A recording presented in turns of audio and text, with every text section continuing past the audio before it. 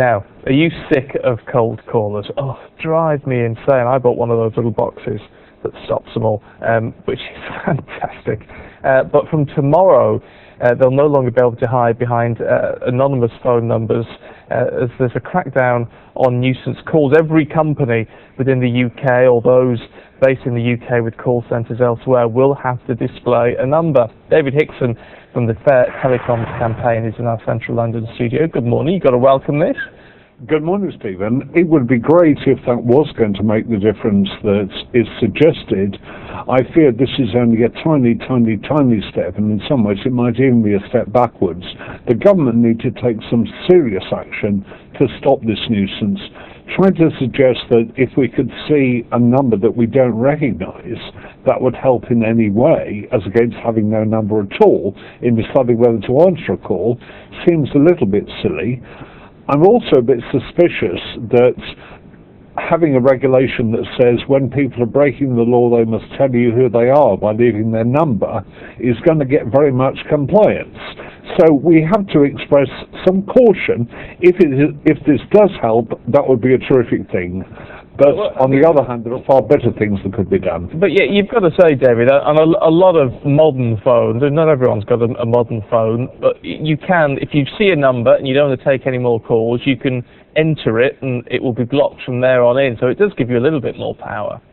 If that were true, and if the people who were breaking the law would give their numbers so that they could be blocked, then that would be great. But we do know there's an awful lot of people at the moment give a number which is a false number. So we'll have to wait and see how this works in practice before we can really say it's the right step in the right direction.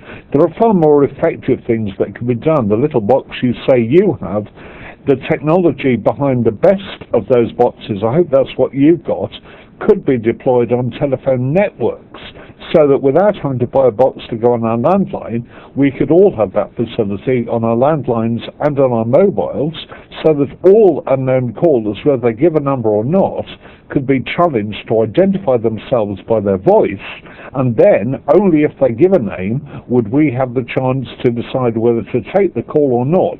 That's the step we should be going in, and there's much more that can be done by regulation to stop people. Well, what's interesting about the whole regulation thing, I mean, as you point out, is that people flout it anyway. Now, if people are flouting the rules, why are they not being sort of cracked down on? Well, one of the tricky things is the Information Commissioner's Office will tell you that a lot of the complaints they get are about people where it hasn't been possible to identify them. And that's one of the reasons why they say it'll be a better idea if they can be forced to give their numbers.